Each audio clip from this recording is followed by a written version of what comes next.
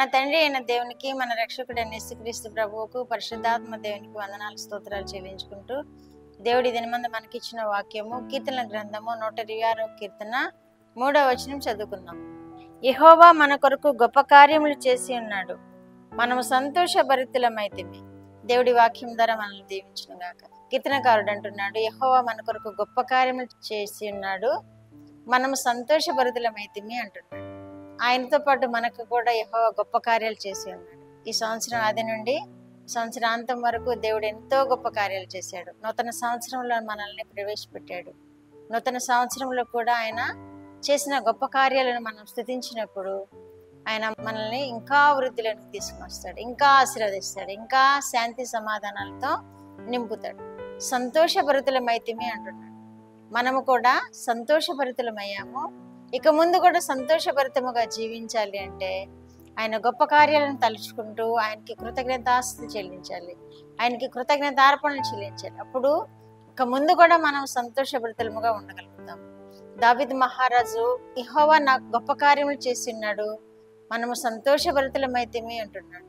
మనము కూడా ఆ విధముగానే గొప్ప కార్యాలు చేసిన దేవుణ్ణి జ్ఞాపకం చేసుకొని స్తుతించి మనము కూడా ఆ సంతోషాన్ని మనము కూడా వ్యక్తపరిచినప్పుడు దేవుడు మహిమపరచబడతాడు.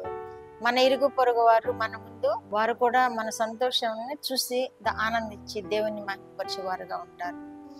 కీర్తన గ్రంథము 25:9 కూడా ఇలా ఏమని రాయబడిందంటే, న్యాయ విధులను బట్టి దీనులను నడిపించును, తన మార్గమును దీనులకు తెలియచేయును అంటున్నాడు. న్యాయ విధులను బట్టి దీనులను నడిపిస్తాడట, తన మార్గమును దీనులకు తెలియచేస్తాడట. ఈ సంవత్సరం ఆది నుండి సంవత్సరాంతం వరకు ఆయన కనుసన్నల్లో మనం ఉన్నప్పుడు, ఆయన ఎదుట మనం దీన మనసు కలిగి ఆయన ఎదుట మోకరిల్లినప్పుడు న్యాయ విధులను బట్టి మనల్ని ఆయన నడిపిస్తానంటున్నాడు. దీనులను నడిపిస్తాను అంటున్నాడు. తన మార్గములో దీనులను నడిపిస్తాను అంటున్నాడు.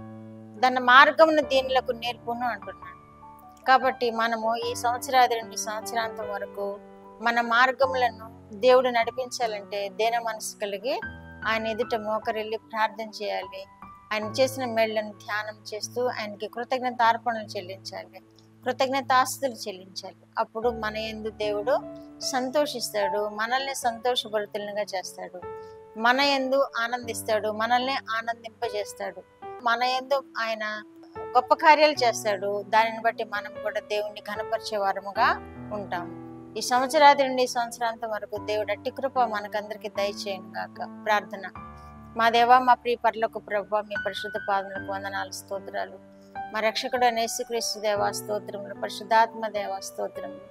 దేవా నాయన, మీరు మాకు కూడా గొప్ప కార్యములు చేసి ఉన్నారు నాయన. మేము కూడా సంతోషభరితులమయ్యాం ప్రభువా. అందుని బట్టి మీకు స్తోత్రములు నాయన. వినిచిన బిడ్డలందరూ కూడా ప్రభువా నాయన, మీరు చేసిన మేళ్లను బట్టి వారు కూడా సంతోషభరితులై ఉన్నారు ప్రభువా. వారు కూడా ఆనందిస్తూ ఉన్నారు ప్రభువా. మీరు చేసిన మేళ్లను తలపోసుకుంటూ మీకు వందనాలు చెల్లించే కృప ఇక ముందు కూడా వారికి దయచేయండి ప్రభువా.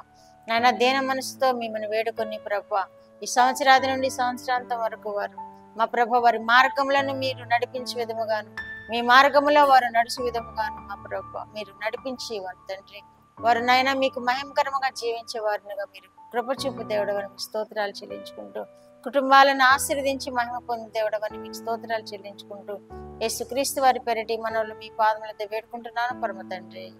ఆమేన్.